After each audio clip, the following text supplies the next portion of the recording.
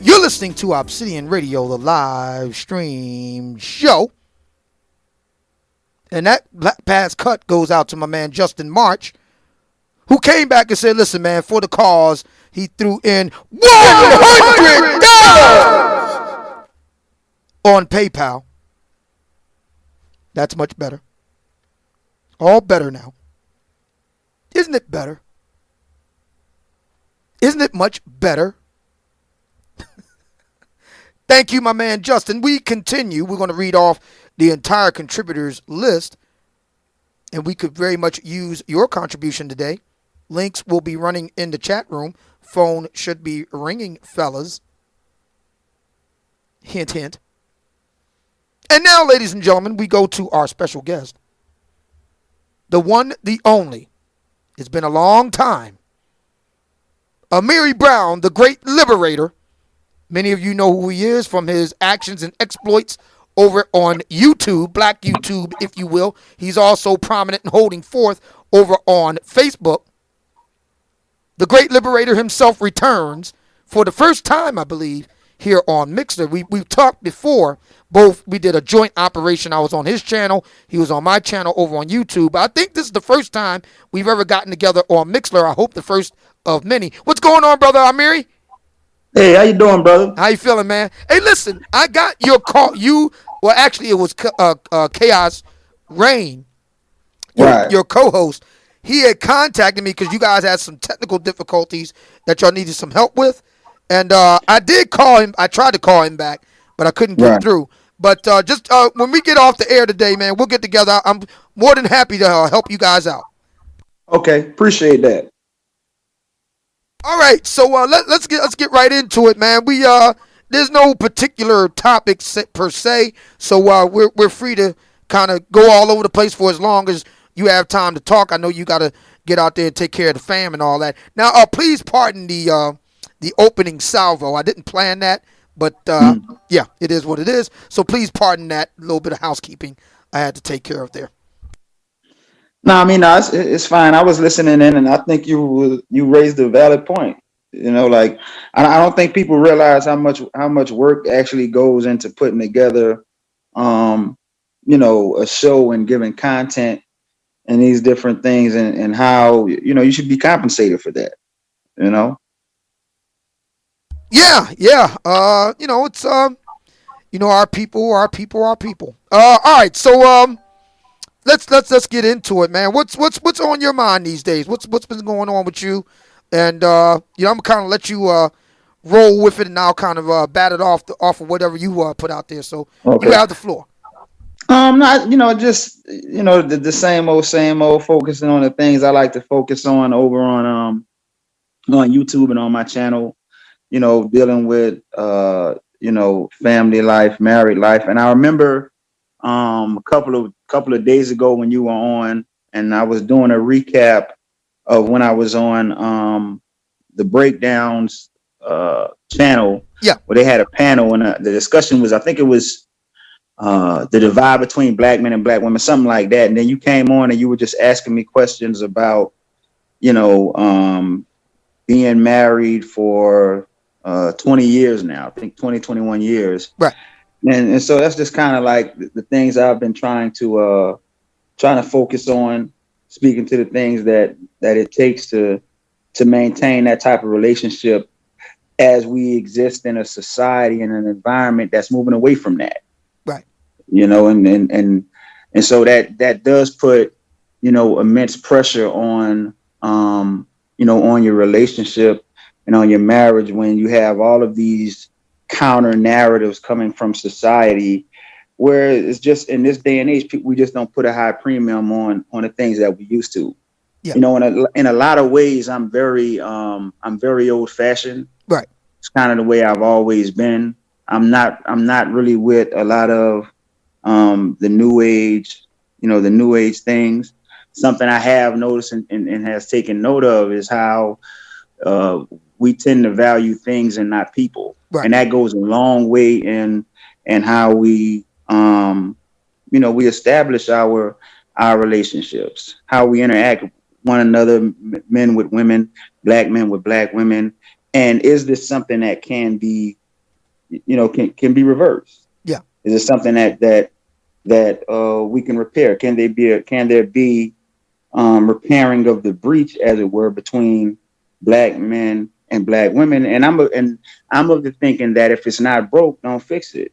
Right. And so when you're talking about married life, when you're talking about family formation, etc., we know what works because it's been working for hundreds and thousands of years. So there's no reason to reinvent the wheel. But it seems that there are forces in the society that want attempt to do that. So this is kind of the things I've been looking at and been wanting to talk about on my channel and on my platform to bring awareness. If it's not broke, it's no need to fix it. Yeah. First of all, before we go any further, congratulations, man, on 21, 22, whatever number of years it is. It's a lot. Congratulations Right. on I your on the appreciate on the that. longevity of your marriage, and say hi to the missus for me. Now I had asked you. Yes, I did. I said, I hear a lot of brothers. I'm going to focus this conversation on the brothers. This is the black manosphere. Black men are the priority, so I'm going to focus it on them. I hear a lot of brothers saying in the black manosphere, it's because of what these women do. Read black women. It's because of what these black women do, or not doing, or doing too much of, or not doing enough of. That is the reason why I and or other black men act the way we act. Now, I'm not saying that black women have no role to play. They do. Right. I'm not saying that black women are blameless. They are not. What I am saying is that it seems to me black men are kind of suffering a kind of schizophrenia here, because on the one side we do want to be in charge, and then on the other side we don't want to be in charge. And to me, I'm Mhm. trying to suss out which is it. See, my thinking is this: if I am in charge, then I'm in charge, and whatever goes down on my watch goes down on my watch, good or bad. And when it comes to black women, if she don't get with my program, I'll do her the way Sun Tzu did the concubines. Look it up. I will replace her with a new one who will Mhm. cooperate. Right. But what's your take on that as a I married mean, man? no, I mean you're absolutely right. You're absolutely right. See, heavy is the head that wears the crown. And so this is why, like I would at different points tell brothers, be careful what you wish for. It's not all that it's cracked up to be. It's a lot of responsibility. And at the end of the day, no matter what happens, you're going to be the one left holding the buck. See, that's what leadership, that's what being the head is about. The buck stops with you. The buck stops with you. It like you see the she can very like the woman you're with could very well be in the wrong, but just because of how we view manhood, what it means to be a leader, and all these different things, you're going to be the one who's left there holding it. You That's just the way it is, you and so got you that have to be right. prepared for that responsibility. I'm sorry. What did you say? Oh no, no, I'm agreeing with you 100%. I mean, not even in the marital thing, because let's be honest, most black people, for whatever, I'm not going to get into the reasons of why we ain't getting married. I'm just looking at the outcome. For whatever reason, most black folk ain't getting married today. You are in the minority. God bless you, Amiri, for that. But the reality is, most black folks ain't getting married. And the reason why I'm saying that is what you said applies. No doubt goes for marriage, no question. But Mhm. it extends beyond that. If you just dealing with a black woman as boyfriend, girlfriend, your boo, whatever, if shit go wrong with her, guess who everybody's looking at? Yep. Absolutely. Absolutely. And that's the way it is, man. And so you have to be prepared for that reality. And you know what I like? What I learned is when you're in that position, and you're right, this is whatever it is. Like if you were the president, it's the same thing. Like if you were the CEO of a company, whatever it is, that's the way leadership works. And so what I learned was the only way I could become truly effective as a leader in my household, with my family, with my wife, with my children, etc., is if I'm willing to be the bad guy, is if I'm willing to be the villain. You see, and so What that means is when you're in that position and when you're responsible for other people, you're going to have to make decisions that they might not necessarily agree with, or that they might not necessarily understand because they don't have the same information you have. They don't have the same access to the same information that you have access to. And Right. so as that leader, you have to make executive decisions that they very well may have a problem with, and so be it. Like that's the level you have to get to when you're dealing with family life, with married life, because when you're dealing with that, you're dealing with a unit and an organism that has a lot of different moving parts. Right. Like my family size is 8 people. So that's 8 different personalities Wow. that all have to coexist in a symbiotic relationship within a home environment.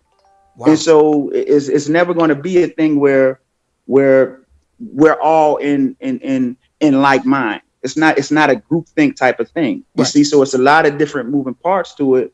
And so as the head of that, or the leader of that, you have to be prepared to make decisions and to stand by those decisions, even when other people or everybody else might not agree with you. Right. You Now, see, and that's the thing about brothers. Are you really ready for that responsibility? See, it's easy to talk about it in the abstract, but when you have to actually execute it and do it, right. can I you handle that responsibility? I agree 100%. And I don't know if you heard the show. Speaking of Mm, Concrete Rose and Daniel George, I don't know if you heard the show this past Sunday, but you might have heard about what it was about. Madame Noir, I know you know who they are, the website and yeah. all. They recently released the results of their own in-house study. They did a study of their own black female readership, and they Mm, found that 60% of their black female readership between the ages of 18 to 34 spent, excuse me, 60% were paying half or all of the monthly bills, even though they got a grown ass Negro at home with them. mm, Out of that percentage, another 40% loaned their good for nothing Negro money on a regular basis. Okay? So right, so they're discussing it over on Concrete Rose and Daniel George show, the breakdown on YouTube. This right, past Sunday. And so you got Concrete Rose, Danielle George, who just recently got engaged. Congratulations to her and Curlin. And Miss J. They're wailing and counter wailing and, and moaning right, and groaning. Okay. And so now you got the brothers on the other side. You got Game Changer, you got Archer J, some other brothers in there, and they're wailing and moaning, they ain't doing this, black woman ain't doing that. I said, listen, let me ask y'all some questions. So we get that 60% of the black women, according to this study, basically got no account dues. Okay, we get that. mm, But that means 40% of black women got good guys that are paying their bills. So my question to you ladies, since it is your show, it ain't the brother's show, it's your show. And it mm, does concern black women. It was Madame Noir website, not a dude noir, it's Madame Noir. I said, let me ask you a question. Why are y'all not talking about the 40% of black women who did something right and getting the guys who would pay their bills? Seems to mm. me you would talk about that. You know what those sisters told me? What? They said it was more interesting to talk about the 60%. Yeah, Really? yeah, yeah. Mm, It was more yeah. interesting. So Mm, what I got out of that, Amiri, was this. mm, There is a segment of black people. We can't say it's all of them because even the Madame Noir study doesn't say that. There's a right. segment of black people. We can argue for a majority. 60% is a majority. We could argue that there is a sizable majority of black people who are highly dysfunctional Mm, and they're good with it. And they just want mm, to be in their dysfunction. What that show has become, whatever its intentions starting out, what it has become mm, is a repository for dysfunctional black women and dysfunctional black men to just shout at each other. See, this is the reason why I have the entrepreneurial idea, if I can get the seed money, of putting together a franchise of argument bars where black women and black men of this ilk could just go there and insult and roast and toast and cap each other. You ain't shit night, niggas ain't shit night, bitches ain't shit night. Mhm. They just go there and they just insult each other. What do you think about that? I think that's an ingenious idea. But you know what? You're right, and this is like you see it on social media a lot, like on Facebook a lot, like in a lot of these groups, like and what it basically is they're not trying to come to any resolution. They're not trying to alleviate the dysfunction or make it functional or reverse course to arrive at better outcomes. It's basically they just want to engage in that dysfunction and talk about that dysfunction and highlight that dysfunction and proliferate that dysfunction. You see, like and I'm wondering, why would you see that 60% number as being more interesting? Like what is it about that? And I think what it is because on a certain level you have sisters benefit from the narrative of the just can't get right black male, the ain't shit black male, as somehow this is just the overwhelming lion's share of black men. You Well, see, I know and exactly what it that's is. a lot of what comes from many of these sisters in these spaces. The bald eagle being a prime example of that. Oh, we're gonna get to that in a minute. Yes, we're gonna get to that. Yeah, But so let me roll out to okay, you. I go don't ahead. know if you've seen it, so I'm gonna assume Mhm. that you haven't. I'm gonna lay out for you right now what the issue is, and Okay. let me find it. Hold on a second here. Sermon. Wait a minute. Admits she lost business. Doubles down on fuckery. Where is it? All right. So here is the proof right here. Now I thought I had it somewhere else. Just give me a minute. Well, you know what? Fuck it. I'll just use this one. Are you familiar with the name Atara Dallas? Qatar, Dallas. No, I don't think I am. All right. Atara Dallas earlier this year went viral when she made a Facebook video explaining from her car why it was so hard for black women like her out on these mating and dating streets. Oh, okay. I know who you're talking about. Yeah, I know. I'm familiar with who you're talking Yeah, about. Yeah. at the time it had like 700,000 views. Now, she then followed it up about a month later where she was defending her decision. I want to show it to you right now, and then we can go from there into the whole thing with the bald eagle. So let me pull this up, and then we can. But no, wait a minute, hold on. You know what? Hold on a second here. I know what to do. Wait a minute. I'm looking in the wrong place. I know what to do. I know what to do. So yeah, I know what to do now. I was looking at my Dropbox instead of looking on my hard drive for this. Okay. Now, for those who don't know, Hey y'all, hey. Dang, I should have plugged. all right. So here she is. I'm gonna see if I can find the original video though. Wait a minute. Hold on a second. Lays it on down on the altar. May 4th. She lost business. May 4th. Okay. So all right. So we got the video. I'm gonna put it on my share screen now so you can see it. Amiri, her follow up. We're gonna all watch it and everybody can listen to it on Mixler, and then we're gonna come back and discuss it. So here we go. Hey y'all, hey. Dang, I should have plugged my phone in. Hold on, y'all. I'm tripping. Hold on. Sorry. Hold on. Hey y'all, good morning. I got some shit to get off my chest this morning. Good morning. Come in. I need y'all to tag a fine ass man to this live. I need you to go tag. I need all my fine ass men to step to the motherfucking front of the congregation. Let's go. Bring your fine ass here. All my fine ass chocolate Oh, Lord. Chocolate man, I need you to tag a fine ass man to this motherfucking video. I need to talk to my fine men this morning.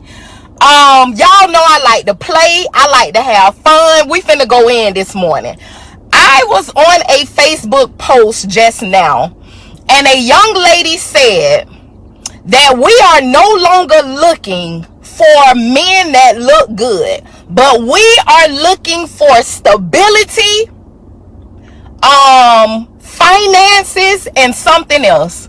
Shit me. No way. I had to tell sis, you got me fucked up. I'm sorry.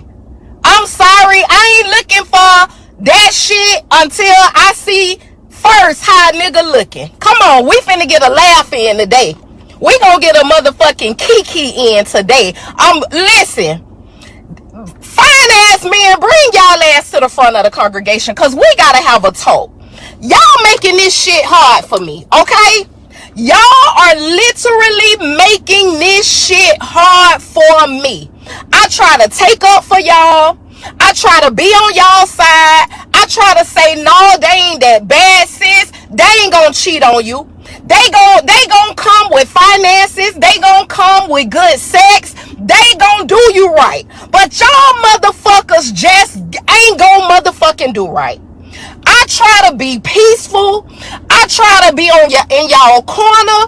I try to put up with y'all bullshit. But y'all fine motherfuckers just ain't gon' motherfucking do right. I just had a whole conversation with several women that have come to the conclusion that they just rather have an ugly nigga, because the fine niggas ain't gonna motherfucking do right. The fine niggas gonna have 2 and 3 women on the side.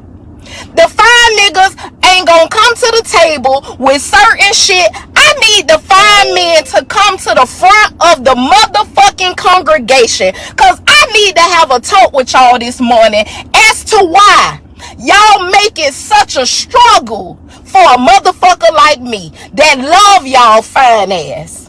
Why y'all make it so hard for a motherfucker like me that just you my weakness? Everything about your fine ass I love.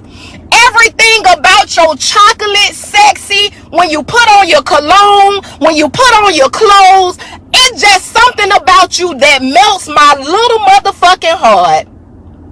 But I know that some shit gonna come with your fine ass. I know that trouble is right behind your ass. I know after the first good 30 motherfucking days, I'm gonna be having to almost slap the shit out your ass, cause I'm gonna get a call, I'm gonna get a text, I'm gonna see some shit on Facebook. It's gonna be a motherfucking problem after the first 30 days fucking around with y'all niggas that's finer than a motherfucker. And you know something, it just really breaks my heart, because I just cannot see myself saying, I'm just fuck it, I'ma give up fine niggas for the rest of my life. Fuck it, I'm just gonna settle for whatever come my way that's financially stable, that don't, I just can't get in that motherfucking lane. Maybe I need counseling, maybe I need help, maybe I need to seek a shrink, because I do not fucking see that life for me. Can I call a spade this morning? I don't see that life for me. I just don't. There is something, and maybe it go back to my childhood. Maybe because my daddy is a nice, handsome chocolate man. Maybe I want a nigga that look like my daddy. I don't motherfucking know. But all I do know is, you fine motherfuckers come to the front of the congregation, cause I got beef with y'all motherfuckers. I got beef. I am tired of being judged because I want y'all fine motherfuckers. They judging me like a motherfucker. The last video I did, when I said I want a nigga that's fine with a big dick, I got so much backlash off of that motherfucking video. I need every fine motherfucker on this video, I need y'all to stand behind me, cause I was taking up for y'all motherfuckers. I need y'all to stand behind me and say, Atara, we support you.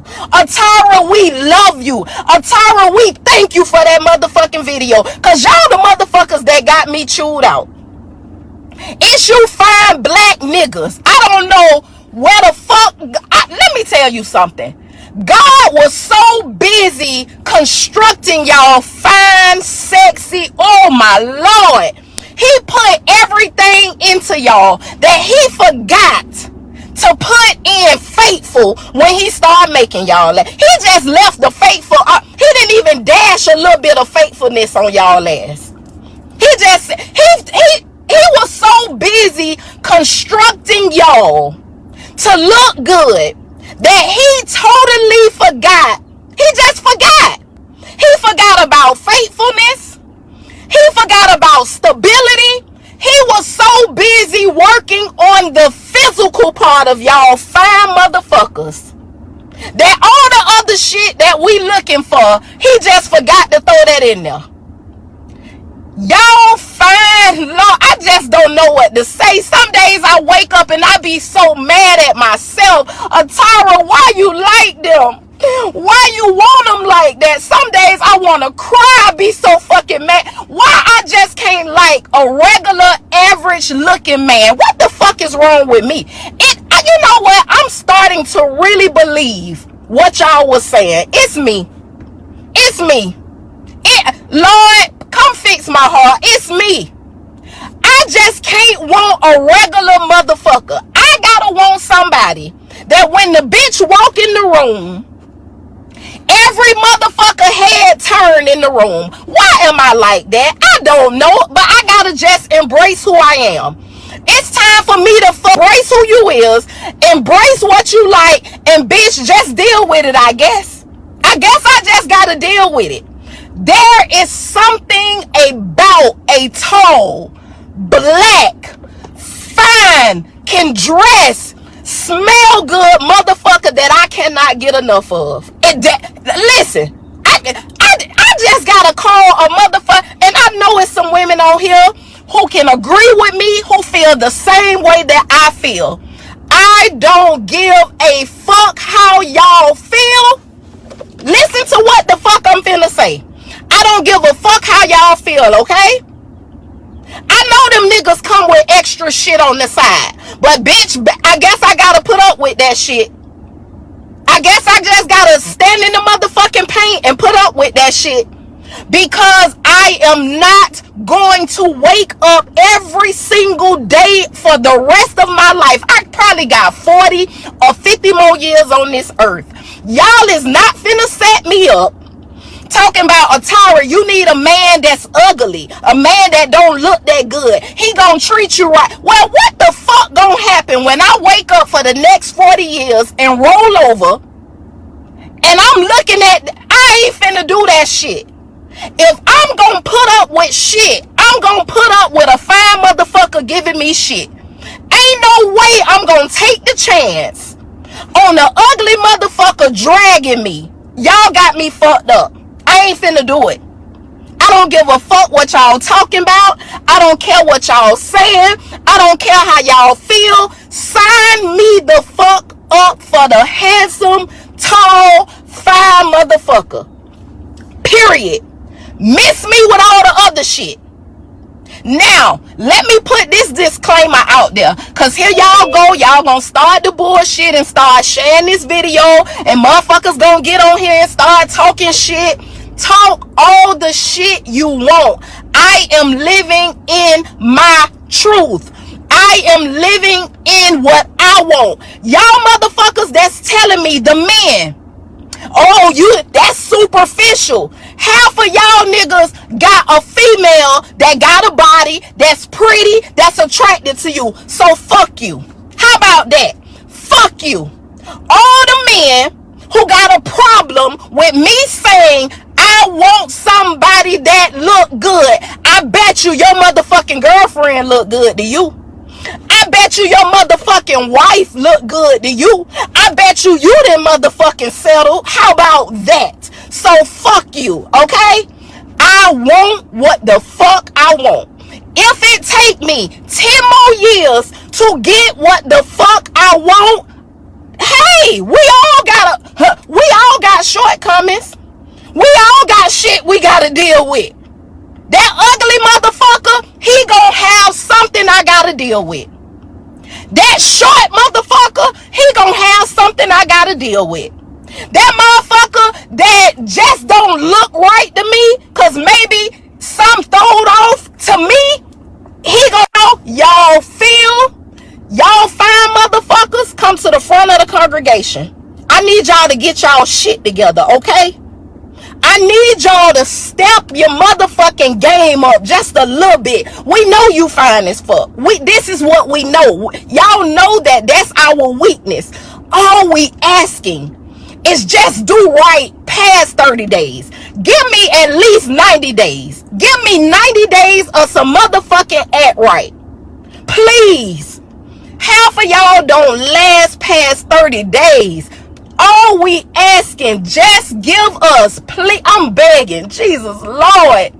If I could get on my knees right now, you fine motherfuckers, at least give us 90 days of some act right. Please. Please. Because I just can't go to the other side. I can't. I refuse to go to the other side. Lord Jesus, they trying to pressure me to go to the other side. I can't. It's something in me that just won't allow it.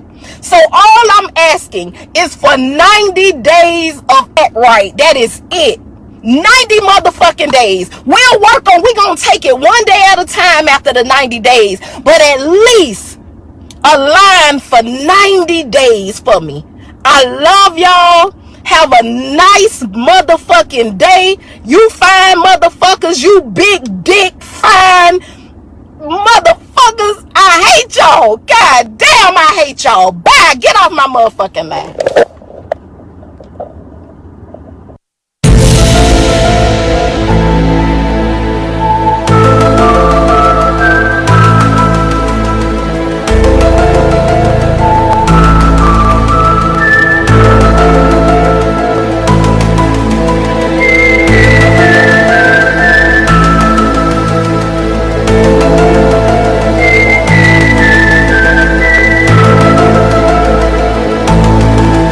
That's what we play, Amiri, Mm. when all rationality has left the building Right. and there's no other way to explain the unexplainable. We play the theme from the X-Files because we have now entered into the zone of the paranormal, of the metaphysical, of that which cannot be explained by earthly means. Are you familiar, Mr. Amiri Brown, with the acronym BJC? No, I'm not. What? Well, you heard Miss Atara Dallas talk about it through her 13-minute diatribe, but here at Obsidian Radio, we call it the Big Juicy Cock. And that element was left out of the Madame Noir piece. Matter of fact, I wrote an article, my weekly column over at the Negro Manosphere website. My weekly column this week was on that study. It's called The Dysfunction of the 60%. I'm putting it in the chat room in Mixler right now. And you can head on over and read it while we discuss here. Okay. See that my only critique of the study. See, a lot of guys was, well, these women aren't actually in relationships. The sample size was too small. See, I didn't have a problem with any of that. My only problem was they left out the BJC factor. That's the explanatory factor as to why so many black women are paying half or more of the bills every month. Your response? And I agree with you. You know what I'm saying? I agree with you. Like when you're looking at a woman like that, she's obviously a half smart chicken head hood rat. A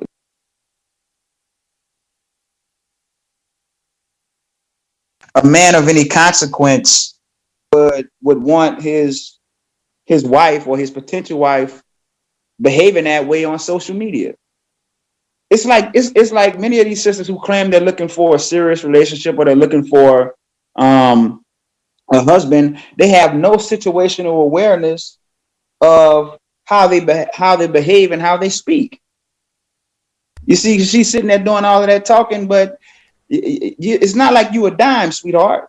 I mean, She it's would pretty beg the much difference. jump off status. You know what I'm saying? Yeah, she Like would. that's what it really is. A lot of she gets like don't get it twisted. She's getting laid by those niggas that she like, but they not taking her serious. Right. You Well, see? she talked about the very same thing that the Madame Noir study talked about last week. She talked about that earlier this year, and the BJC factor is there, and this is the reason why these people, like what we was talking about with the breakdown show, Concrete Rose, Daniel George, and Miss J. See, they leave. They conveniently everybody leaves that part out. The Right. BJC factor. And that's Right. the reason why you have to account for that factor. So really what these black women and black men are complaining about, this brings us to the bald eagle, Cynthia G. Mhm.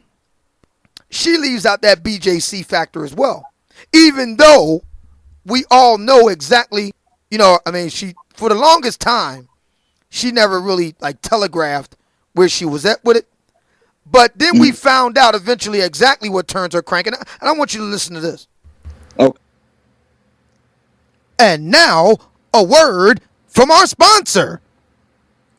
This exciting episode of Obsidian Radio comes courtesy of Perk Protection Condoms.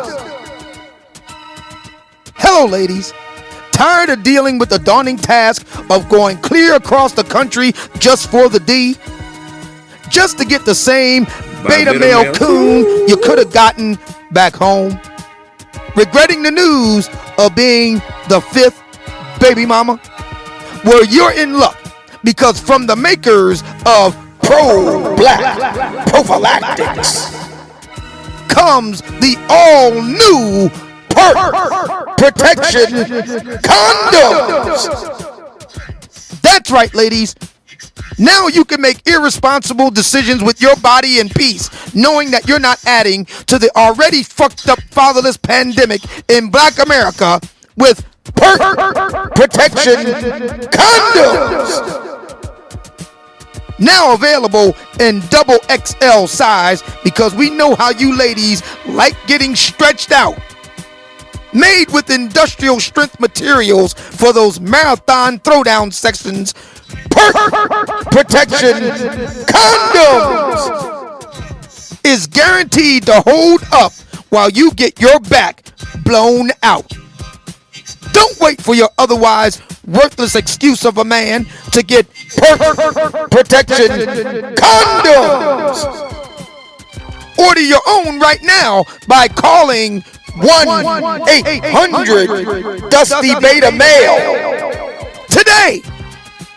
Call right now and get another box of Perk Protection Condoms free.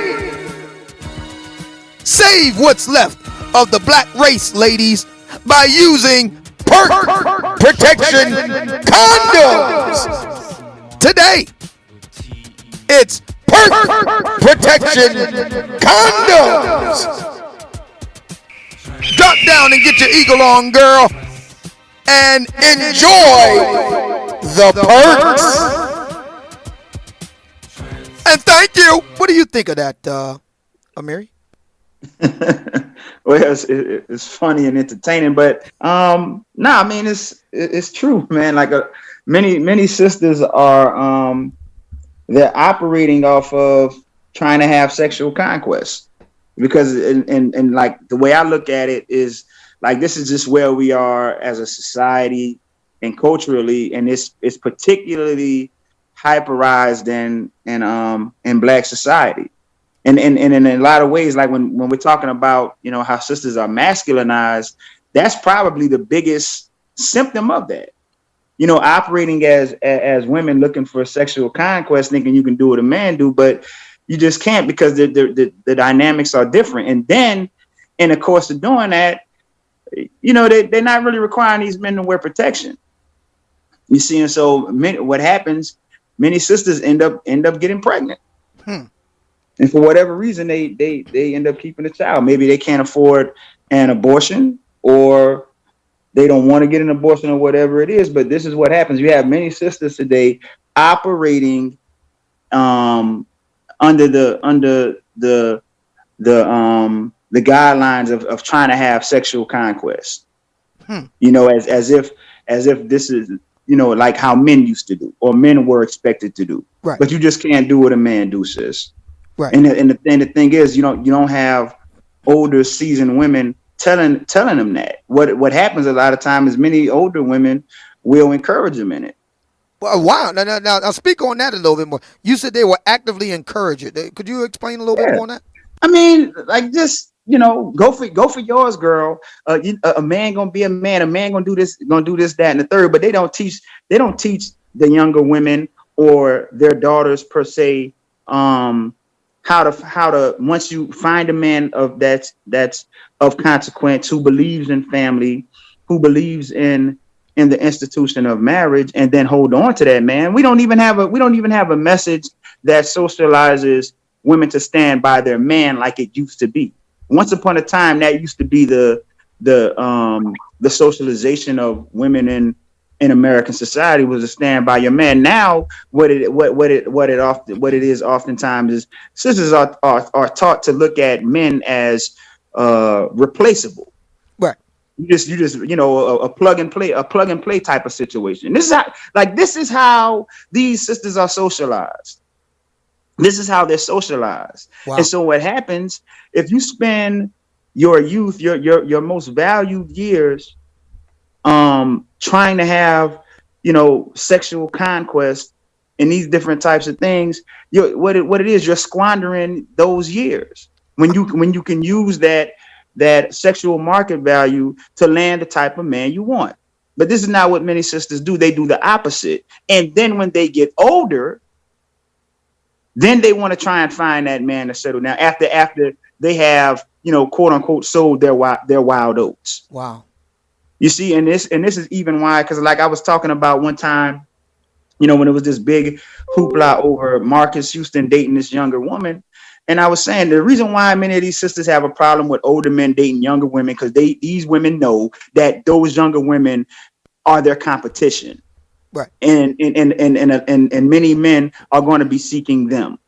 That's all it is. It's gaslighting. Like, it's manipulation.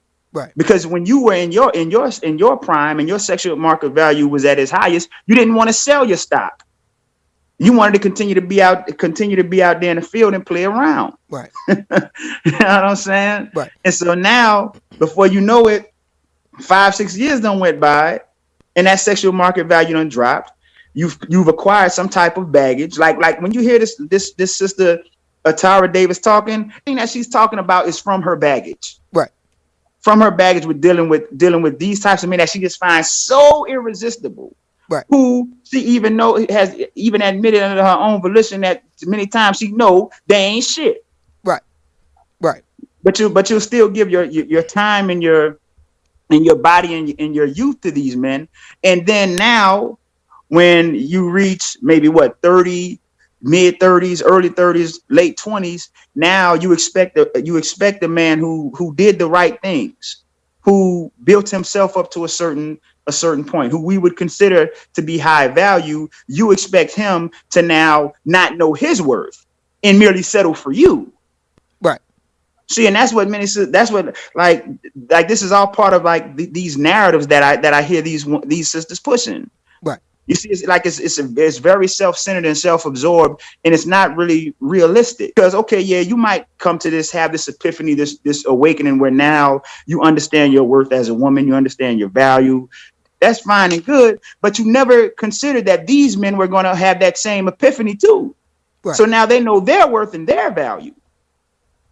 Right. And see, so you just think that they're supposed to settle for you. Why? No, the dynamics are different. When you're in your prime as a woman, you have to leverage that to get the type of man you want. Because for a woman, you're playing a long game, sweetheart. It's a marathon. It's not a race. Right. Now, what's interesting about Atara Dallas, she's in her early 40s. And Oh, she's in her early 40s. yeah, and you heard what she said in the tape. She's not Right. selling. If it takes her another 10 years, now she's like late 30s, early 40s. If it takes her another 10 years to find this man, she going to do it. Now, Right. Kevin, now I don't know if you've been watching St. Kevin's shows, Kevin Samuels. I don't know if you've been watching his shows over on YouTube at night, but Mm-hmm. he has black women in their 50s, 60s, and 70s talking about they going to get a high value man. Right. Your response to that? Delusional, totally delusional. And like I said, this is all part of these these narratives that gets pushed. What makes you worthy of a high value man? Who's to say you deserve that? It's like the good Lord said, the workman is worthy of his hire. So who's to say you're worthy of having a high value man? Well, You see, like these brothers who are high value and who are in demand, they're the ones holding all the strings when it comes to the dating dynamics.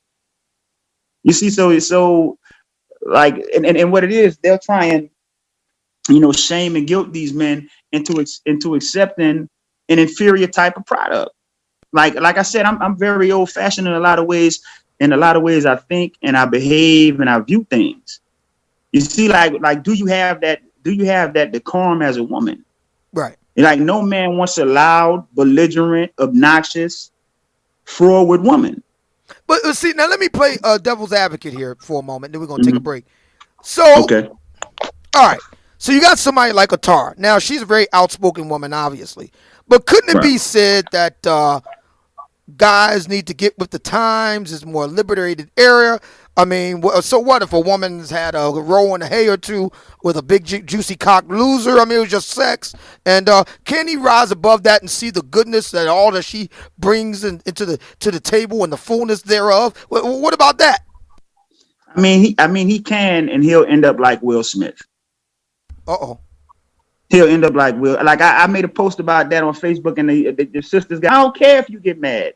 The man married down when he married Jada, and I wasn't even talking merely socioeconomic. I was talking in terms of like compatibility. The things that he wanted wasn't on the same level with her. I remember he did an interview on Red Table Talk, and he was the one that wanted to get married. She didn't. You see what I mean? Damn. Yeah. Yeah. You know what I'm saying? And see, I even did a video what women really want. And what they really want, they want that. They want the Will Smith, Jada Smith archetype type of relationship where he's paying full freight. Doing like he's of the highest caliber, highest paid actor, one of the highest paid actors in Hollywood, paying full freight. Yeah. Yeah. Put her on. Helped her with her career. Helped make her name a household name. Her name would have never been a household name if it wasn't for Will. True that. And then you'll sit up there and get involved in a entanglement, quote unquote, and then have to sit up there and tell this to this man in his face for the whole world to see. And you know what it is? You know what they want? Uh-oh. They don't want you. They don't want to be judged. They don't want to be held accountable. Uh-oh. And they just want that man to accept that. Uh-oh. It's no divorce. It's no divorce forthcoming. It's no real consequence. Wow. And that's what these sisters want. Even when they're talking about a man paying full freight, what they want to do is they want to stack their money while you pay full freight. Uh-oh. And why do they want to stack the paper? You got to break that one down. Because the way they think, like the way like I said, they're not taught to stick by the man, to stick by their men. They're not taught to stick with your husband, whatever, like your man, whatever the case is. They're taught to see you very much as replaceable. Uh-oh. It's like a plug and play type of situation. So if it ever goes to the worst case scenario, they're just able to just keep it pushing, and they have this reserve for themselves that they've stacked up on your dime. And the reason why I'm saying this is because I have friends, I have brothers, and they've been through that. Uh-oh. Through that type of situation, that type of scenario. Uh-oh. You see, and so this is why I listen very attentively to when they're talking and what they're saying. So you be ear hustling. And even go ahead. You be ear hustling. Yeah, I listen to them. Like when they're talking, I listen to what they're saying. And so I know, I understand where they're coming from. So you're like me. Like sometimes I listen to like way black women talk, right? So Mm, sometimes they get a little enthusiastic, just a little right, too enthusiastic. Like sound like I'll give you an example of what I mean. So are you ever heard R. Kelly's song "The Down Low"? yeah, All right, so they up there singing, R. Kelly and all singing, and then black women, yeah, that's my song. And I'm looking at him like, she look a little. I mean, it's one thing. I mean, look, I mean, his personal situation aside, nobody would deny R. Kelly is musically talented and gifted. We all agree on that. Okay, right, fine.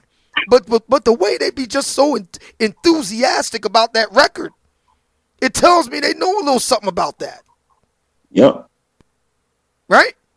yeah, absolutely, So you be doing the absolutely. same thing. They just the way they be talking with this enthusiasm about this entanglement piece. What are they Exactly, what are they saying there?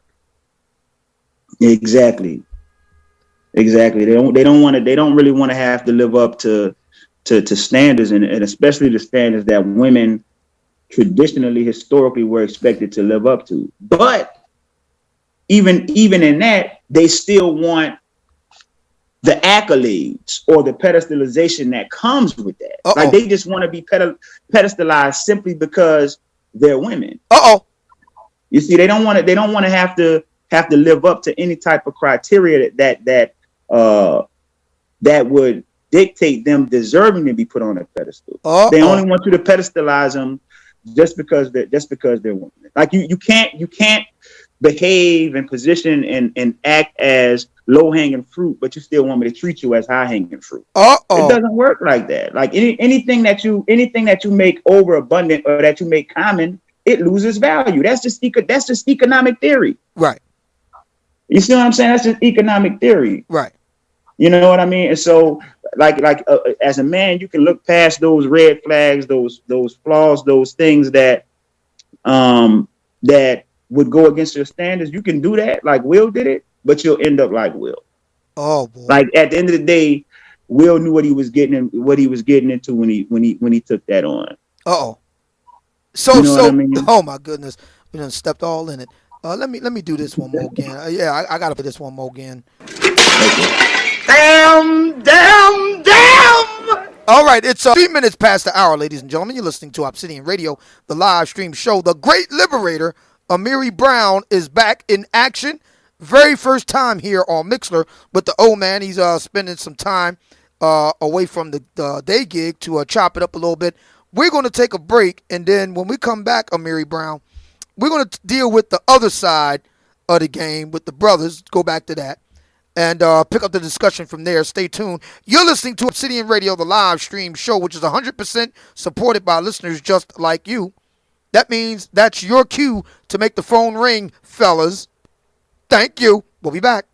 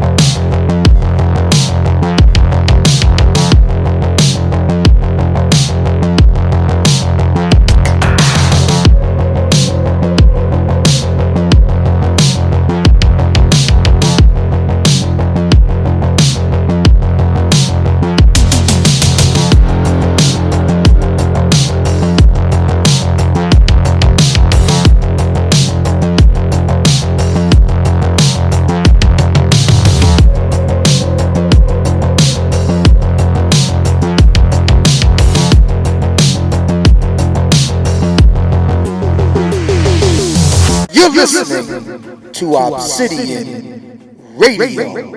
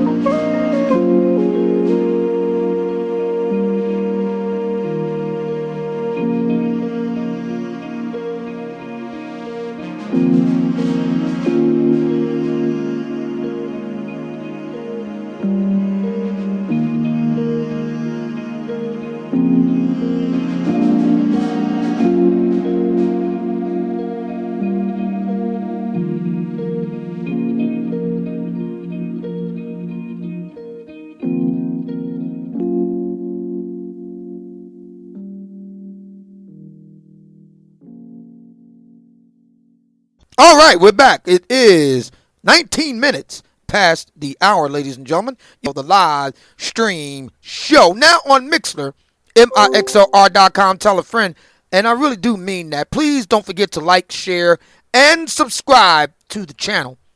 By the way, we have 923 subscribers here on Mixler. The goal, the first leg of the goal anyway, is to break the 1,000 subscriber mark. We can get there with your help. Please don't forget to share this on your Twitter, your Facebook, your Instagram. You know the drill.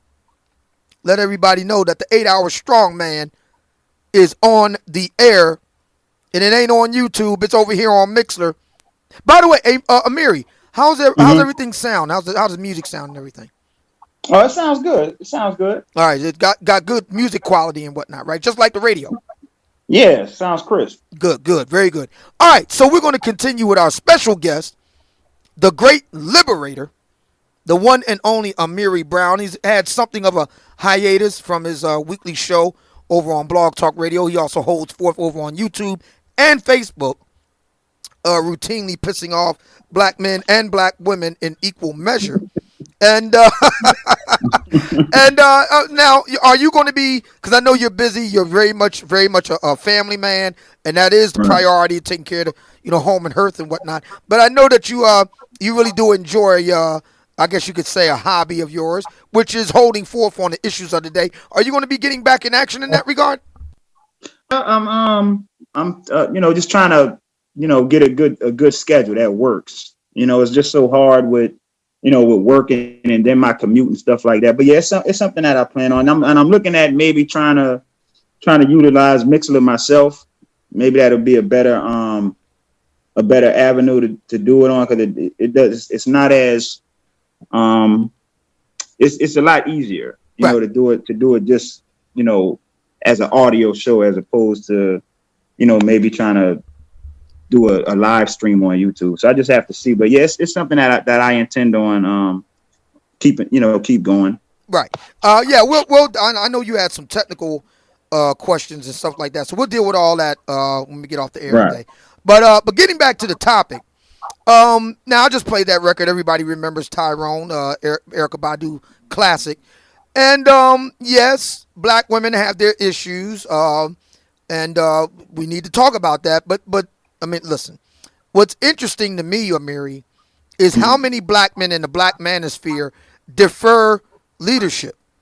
So when I asked you your question on your show, I said, "Listen, Amiri, what did you do right to get the woman that you got to be your wife for over 20 years and to follow you? What did you do right?" And you explained it.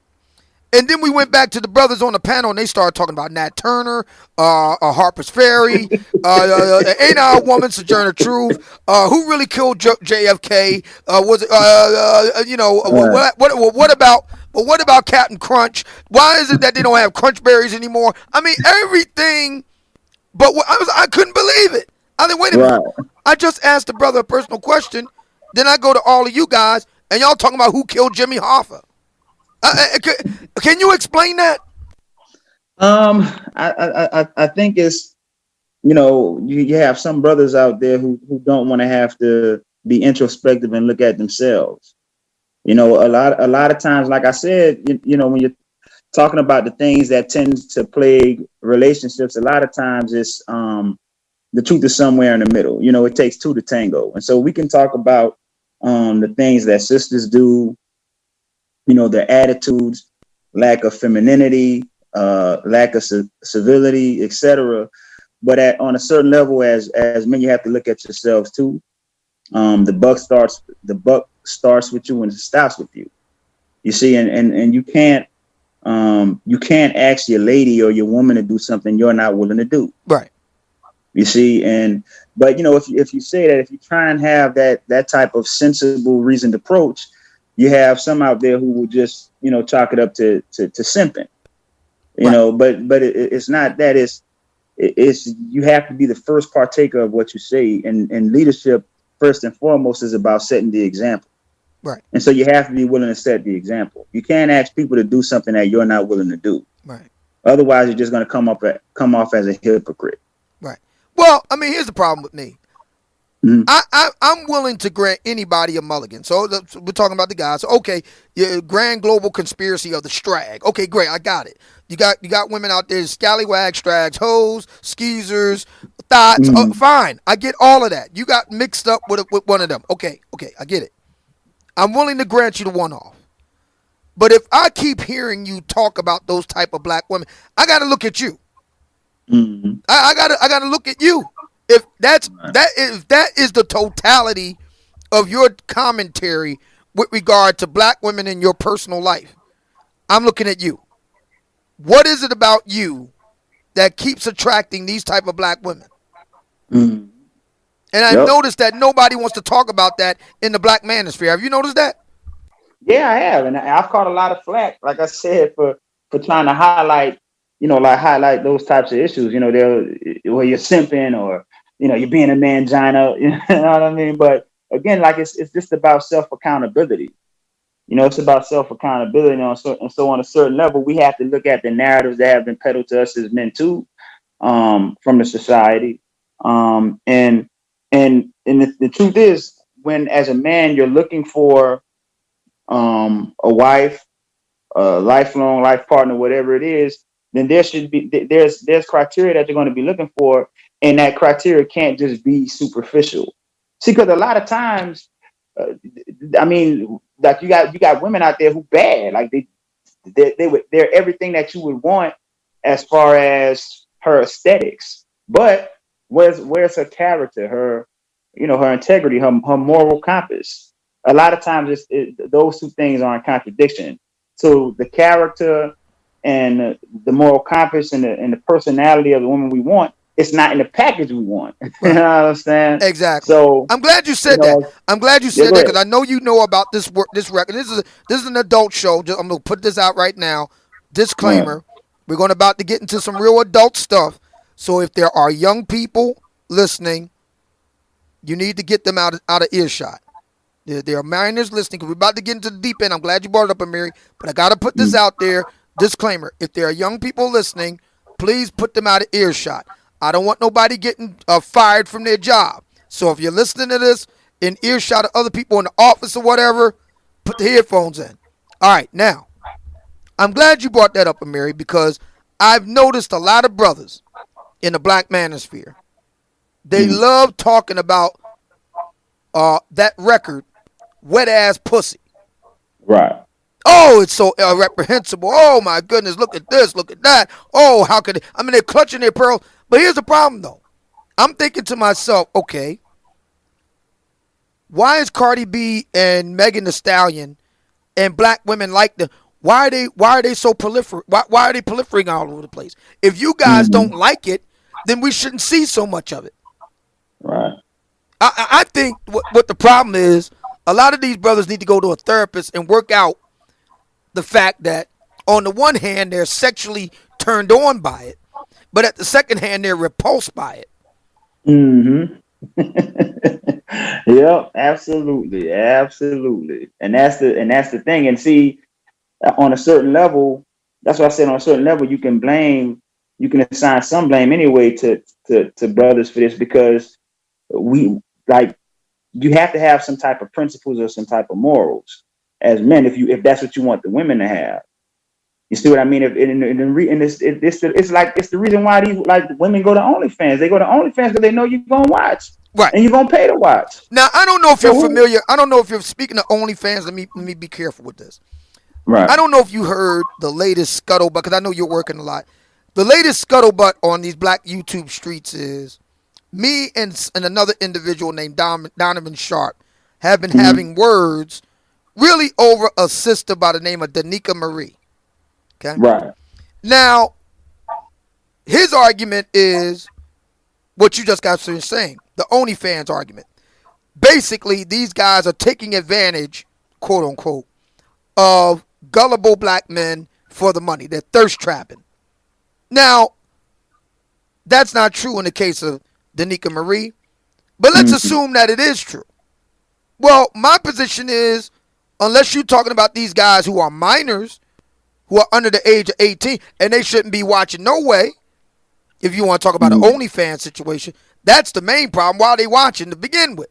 But unless you're Right. talking about minors, we're talking about grown men. They're Mm-hmm. responsible for their own actions. And if they're Mm-hmm. giving all these women all this money, whose fault is that? Yeah, I mean that's their fault. Like they, if you be a fool in his money shall soon depart. But then you got to. But then when it comes to what you provide, they want to they expect to get something for nothing. You see, but then they'll go to OnlyFans and bankroll this shit, and over there, and they're bankrolling, and they're still getting nothing. You see what I'm saying? Uh Because oh. like you just watching, you ain't what you really getting out of it. You know what I'm saying? But in terms of like listening to your show, your content, like you're getting intellectual property. Right. But you gotta press them and squeeze them to do that. See, like the what I'm talking about with the misplaced priorities and values, man. What's your value system as men? Yeah. Yeah. You And see, like we put the cart before the horse with a lot of things, man. Like it's a time and place. Who doesn't like a beautiful woman? right. It's a time and place for that. But on a certain level, you gotta put things in their proper perspective. Ain't no way in the hell I'm gonna be sitting there bankrolling no woman just like for showing our ass. Like, are you crazy? You know what I mean? Right. Like, Right. nah, you paying, but you really ain't getting nothing out of it. But Like, come on. those same brothers then will turn around and call that sister a hoe, Yeah, strag, exactly. chicken head, skeezer, Yeah, yeah, bitch, thought, all this sort of thing. I don't understand that. yeah. So it's an indictment of her character or her morality for going on there showing her ass, but it's not an indictment of your character and morality as a man for paying her to show her ass. Right. Like, make that make sense. Exactly. And these issues in the black manosphere, I Mm. don't understand. Like, for example, going back to the Daniel George Concrete Rose Miss J show. So I'm talking to the brothers now. I said, look, because the title of the show was half half the bills, half the submission. Okay, fine. The brothers are saying the price is too high to be paying for a black women's submission. Okay, that's fine. My thing is, okay, so why are you arguing with them? She Right, says my price for submission is this. You say that's too high. What else is there to talk about? right, I mean, right. it's just like in any other area of the market. The car goes for this. You only want to pay that. That's it. Yeah. And you know what? You're right, because I needed some work done to my pickup truck, right? So I was talking to this mechanic, and I said, okay, so how much will you charge me to change the flywheel, change the starter, and it was something else I needed done. And so I'm thinking, I'm like, I already have a price in my head, like what, maybe 350. So this guy told me 750. You know what I told him? Uh oh. Thank you. Have a good day. There's nothing else to talk about. Like, that's the end of the conversation. That I'm not even like, come on, that's too high. Right. So it's nothing else to talk about, and that's the exact thing what you're talking about. If what these women are requiring for submission is too high a price to pay, then what's the point in going back and forth with them? And Like, and why? you know what Game Changer told me. You might be familiar with that name on Yeah, YouTube. I am. Game Changer said because I'm trying to educate the younger black men. And he said it with a straight face. Right. You're I trying to mean, educate young black men on a show that is by and for black women. right. Okay. Yeah. And but you know what it is, like, it's I think the same, like, you know what it is, the same reason why you see them doing that, like, in that space, going back and forth on like on those type of topics and different things. Yeah. It's the same thing that draws them to OnlyFans. Like, wherever the women are, many of these brothers are going to gravitate towards that, because it's because that's what it's fundamentally about for them. Right. It's just like talking to a woman, like just going back and forth, like it's a sexual tension type of thing. I think Oh a yeah, lot of times. absolutely. Well, I don't know if you know this. I want to open. Mm. By the way, because Miri's going to be here till 2 o'clock because he's got to get ready to roll out. But so Right. we're going to take some calls. If you want to interact with my special guest, Amiri Brown, the link will be in the chat room. You can come up and pose your questions or brief comments to Amiri Brown. We're going to go to the phones in a minute. My thesis, one of my theories, is that hate fucking is a Mm. major factor in Black I heard American you talk life. about that. Yeah, did you hear that the other day? Yeah, Well, what do you yeah. think about that? I think that's right on time. You have a lot of that. You have a lot of that going on. Like I said, that's why you just listen to, like, just listen to people talking, the things they talk about. Like, I've seen that narrative. Like, I've seen it, like, on Facebook, social media, like, just in people discourse, and they'll say it in a joking way. But the reason why it resonates as a joke is because there's some truth to it. Right. You see, Exactly. and so you do have a lot of that going on. That hate fucking type of thing, that type of, you know sexual energy and tension and aggression and the vitriol, like that's there. I think for a lot of sisters and brothers, I think that serves as an aphrodisiac.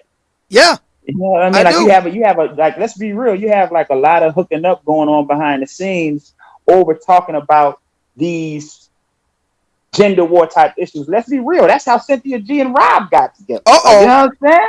That's all it Wait a is. But minute, wait a us minute. getting it Hold smart. up, I gotta use my special effect on that one. Damn, damn, damn. You know what I'm saying? Like, yeah, like talking about that type of stuff, these gender war issues, it's like an aphrodisiac for some brothers and sisters. You know, it's like a sexual tension type of thing. Wow. And see, I think that's something that needs to be talked about a lot more often because that's often the missing element that's left out. A Mm-hmm. lot of these people get hot and bothered on these social media platforms. Then they hollering at each other in the DMs, and next thing you Mm-hmm. know, they hooking up. And then there's a baby, and then they don't talk. They act like nothing ever happened. Yep, that's what it is. That's like it's a lot of that going on, and I don't know.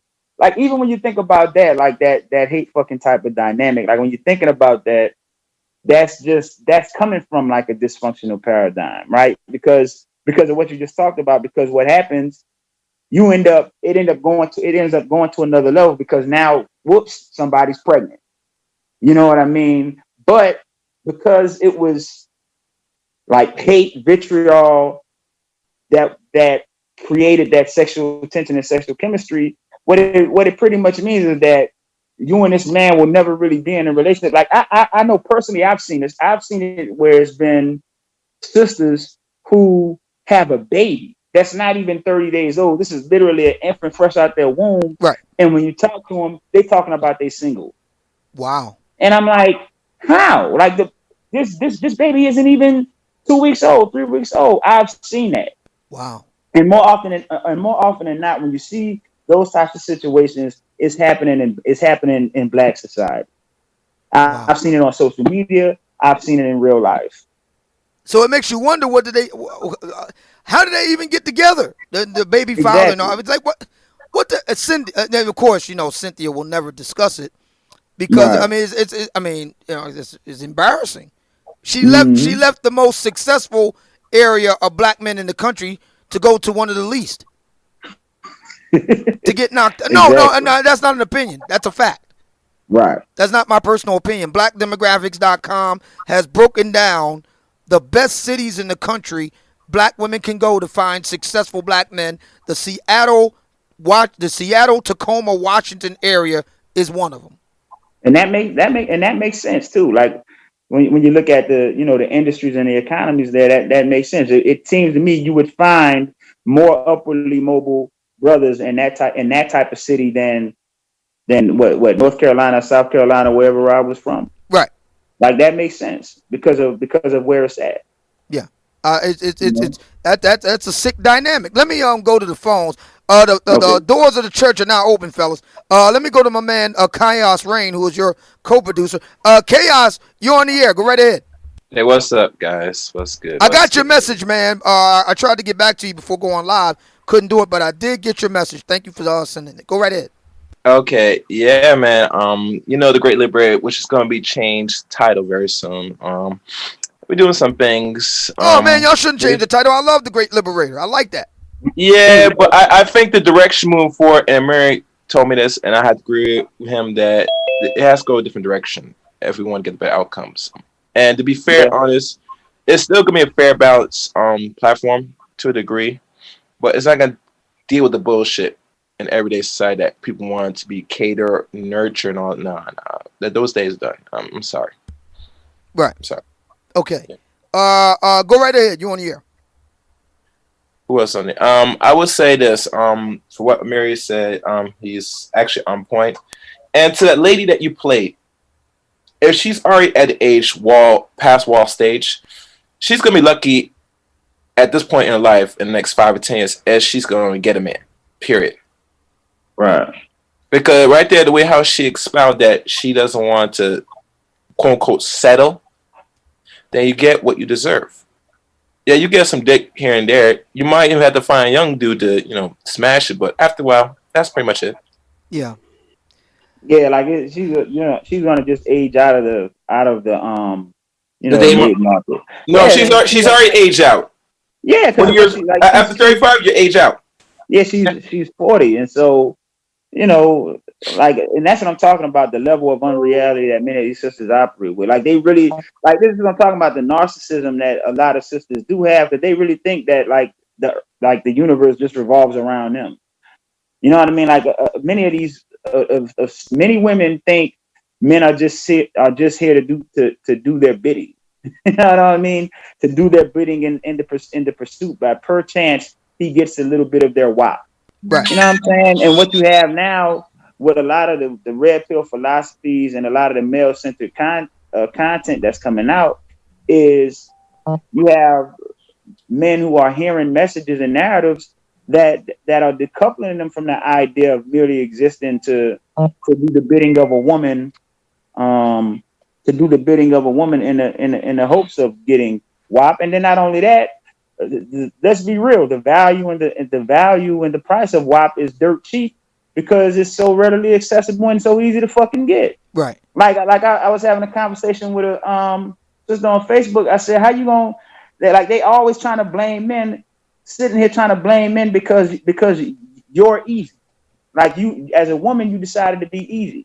So now you want to blame men. So this is why you see men saying, okay, well, that what you want for what you expect me to pay to get your submission is just, I'm not willing to pay that. It's too high. But that's your own fault as women because you drove down your sexual market value by making yourself too accessible. Right. Mm-hmm. Like that's just the basic laws of supply and demand. Right. Anything that's in abundant supply, it just decreases in value. Right. You know what I mean? It's nothing you can do. It's nothing you can do about that. That's the reality. So when you hear these sisters like Atara Davis and them talk, it's like I said, they have no situational awareness. And what it is, you steadily have a crop of younger girls who are entering womanhood and entering the sexual marketplace, who are beautiful, more beautiful. They have their vigor. Everything is high and tight. You know what I'm saying? Let's hope that they're not too fat. But and listen though, but and to top it all off, and because of the socialization, they don't have any of the inhibitors when it comes to their sexuality. Right. So a lot of times they're going to be easier, and they're going to be nastier, and men like that. Right. That's just the reality. That's just the reality, man. But the problem is that, of course, most black women want a long-term relationship with a man that will take care of them financially, and of course, that WAP factor, as you like to put it, I just call it for what it is, the wet ass pussy as propounded by the great philosophers Cardi B and Meg Thee Stallion, that's not conducive for the rank and file. You know, because I've seen a number of sisters on Facebook talking about how Cardi B said that she was a wife and she didn't have to cook and clean. Well, that may be true for Cardi B, but the vast majority of black women ain't Cardi B. Exactly. And so she can do wet ass pussy and still get wifed up, and she ain't got to cook and clean. But that may not work for you, sis. What do you think about that, Amiri? No, exactly. That's exactly exactly right. You know what I mean? Like, see, and see, one of a show I'm going to be doing soon is, are black women obsessed with celebrity? You know, because a lot of times when it comes to making the personal choices for their lives, it seems to me that if you just listen to their conversations, they defer to celebrities and they use these celebrities as examples. But like you said, Obsidian, Cardi B is an anomaly. You know what I mean? She's an anomaly because even if she's not cooking and cleaning, she probably has the financial wherewithal to pay somebody to do that. Right. You see what I'm saying? So that's why she don't have to cook and clean. But if you think a man that's of any consequence, especially a high value man, is going to take you on and you ain't going to be cooking and cleaning, then you got another goddamn thought coming. You got another thought. You have another thought coming. Yeah. I would say to that about this WAP nonsense. At the end of the day, we must understand you very heavily influenced through media and social media. If they put up anything like that is in a degenerate fashion and let it spread and let it go wildfire, it's just to condition not your old ass but the younger people to think that's the way to go. And know what I'm saying? If you try that, your outcome is gonna be less than what you expected. Because think about, all right, you don't cook and clean. Okay. So what else do you offer? Because after a while, if that's just the wet pussy, that means I can go find it anywhere else. We're gonna go back to the logic here. But they're not thinking like that. Yeah. Especially with high tier man, obviously he has a whole lot of options. So you're gonna have to carry something more tangible. And mind you, she is paying all the bills. Miss Right. B, Cardi B. I know she's married to Mr. Offset, but imagine if his credit is sustained as it is. Who you Right. think is gonna be to take care of him? Right. But you know what? You know one thing I did want to mention, because I remember in her first video when she was talking about how men ain't shit and all this, and she was basically trying to say, well, the reason why we got to mess with a bunch of men is so it takes a bunch of y'all to make one good man. Well, then for a high value man, because she mentioned how men cheating and all this. Well, maybe for these men, they got to deal with a bunch of goddamn women because it take a bunch of women to equal one good woman. You see what I'm saying? Like you ever thought about that? Right. And that's what I'm talking about when I talk about how their self-absorption and their self-centeredness when they just think it's all about them. Like, see, we think that just having a woman is a prize, but no, like what are you offering and bringing to the table as a woman in terms of the things that a man would desire and require of a woman? What are you offering besides WAP? You know what I'm saying? Like what intangibles Right. do you bring to the table that what intangibles do you possess that dictate this man should choose you as his wife and his life partner above all these other women, many of whom may be more beautiful than you or have Right. a wetter WAP than you. You see what I'm saying? So what are you offering, man? Like you sitting up here, you on Facebook, you you're coming off very loud and belligerent. Right. You like just typical ratchet hood rat. Like, see, what we got to talk about is how many sisters think being ratchet is cute. Like you have a contingency of sisters out there who think that shit is cute. You know what I'm Well, saying? to be fair, And the fact though, is, but to be any fair, man who's worth his salt is not going to want a ratchet woman. but to be fair though, Go ahead. a lot of black men do think that's cute for fucking. Mm. They don't think that's cute for anything else. They just think it's cute for fucking. Exactly. And that's where the disconnect comes in, Right. Yeah, you're because right. You're right. a lot of black women don't seem to get Mm-hmm. that guys will definitely take you up on the offer for that WAP, but that's about it. That's about it. Yep. And Obsidian, one thing I do want to add on, and this is what I just recall. A same sister did a video on this about another comedian, black woman with a Caucasoid woman, and they were talking about their experience with black men. And she relates that into the real world. Right. And this is something that me and Mary might have to talk about because they are using this as form of the real world towards the men in their group. Right. And no one's saying this is comedy. You don't base that as the serious reality. Right. But then again, they take this and use the same notion because I'm watching this, I take this as gospel. Right. Mm. That shows you how much they're very influenced through social media. Right.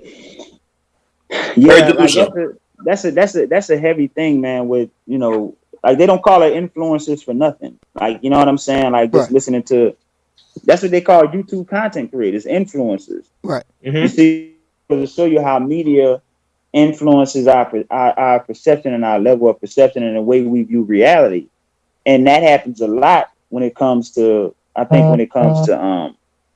sisters. And so a lot of times what happens is you have sisters complaining about the reality that they created for themselves through their behaviors and through their decisions.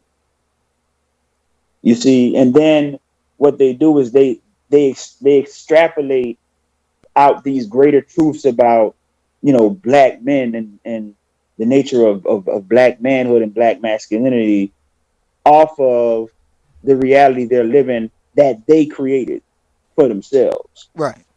Huh. You see, and so like that happens a lot, man. That happens a lot. I think you can make an argument that social media has been one of the worst things that ever happened to Negroes. That's been the No, argument. I would say television was the worst thing happened to Negroes. To be honest, because social media is a byproduct of television. Well, that's the argument of Uncle David Carroll. His argument is that exactly that social media is the worst thing, because his argument is because it allows black folks now to broadcast to the world their dysfunctions. Right. Exactly.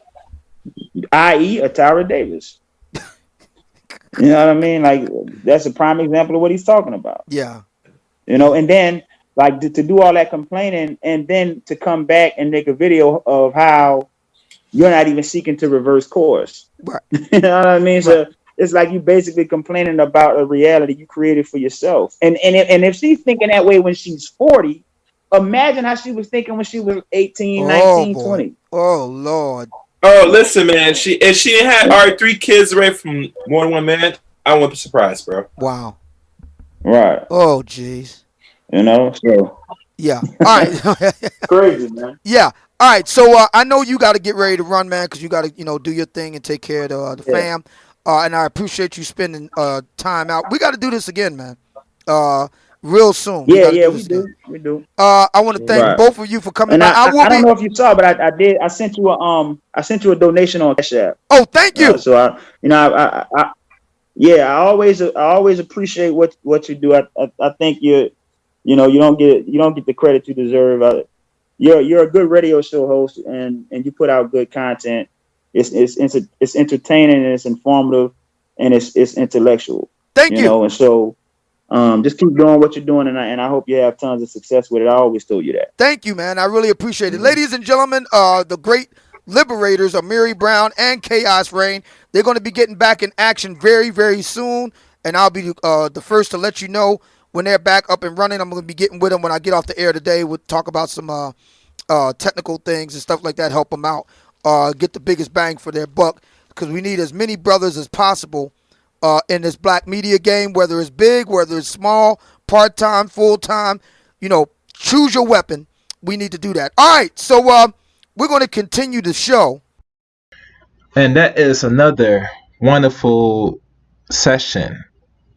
And like always, shout out to the old man, Obsidian, and subscribe to Mixer on Obsidian Talk Radio. Also, be on lookout for other future broadcasts from Chaos Rain, and the one and only, the great Liberator himself, Amiri Brown. The great Liberators are here. Thanks again for listening.